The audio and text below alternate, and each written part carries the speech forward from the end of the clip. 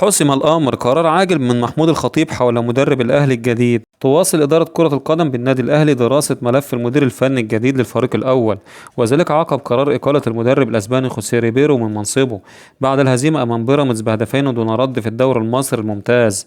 وهذه النتيجة التي فجرت حالة من الجدل داخل القلعة الحمراء بشأن مستقبل الجهاز الفني الجديد. وكشف مصدر مسؤول داخل النادي الأهلي عن حقيقة ما تردد في الساعات الماضية حول الدخول في مفاوضات مع المدرب السويسري رينيه فايلر المدرب الفني الأسبق للأهلي، مؤكدا أن تلك الأخبار غير صحيحة.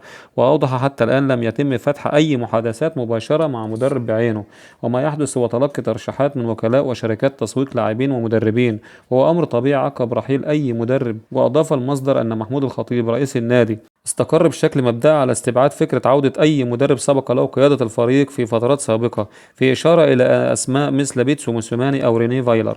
وشدد على أن الاتجاه الحالي هو البحث عن مدرب جديد لم يسبق له العمل في مصر، ولكن يتمتع في الوقت نفسه بخبرة دولية ومهارات فنية قادرة على تحقيق طموحات النادي. وأشار المصدر إلى أن إدارة النادي الأهلي تضع معايير محددة في عملية الاختيار، أبرزها القدرة على التعامل مع الضغوط الكبيرة وإيجاد حلول تكتيكية متنوعة، إلى جانب امتلاك شخصية قوية داخل غرفة الملابس تضمن السيطرة على النجوم وتحفيز اللاعبين باستمرار. واختتم المصدر تصريحاته بالتأكيد على أن فرص عودة فايلر أو موسيماني لتولي القيادة الفنية مجددا تكاد تكون معدومة، لافتا إلى أن لجنة التخطيط ومجلس الإدارة يسعيان لاختيار اسم جديد ينسجم مع مشروع الأهلي المستقبلي، بما يضمن استمرار المنافسة على الألقاب المحلية والقارية.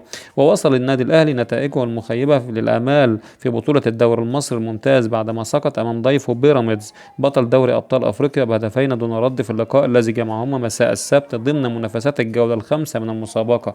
وعقب الهزيمة قررت إدارة القلعة الحمراء توجيه الشكر للمدير الفني الأسباني خوسيه ريبيرو الذي تولى قيادة الفريق في 29 مايو الماضي خلفا المدرب المؤقت عماد النحاس، لكنه لم ينجح في تحقيق سوى انتصار وحيد خلال 7 مباريات خاضها مع الفريق. تجمد رصيد الأهلي عند 5 نقاط فقط من 4 مباريات بعد أن حقق فوزا وحيدا مقابل تعادلين وخسارة، يبتعد مبكرا عن سباق الصدارة في بداية الموسم.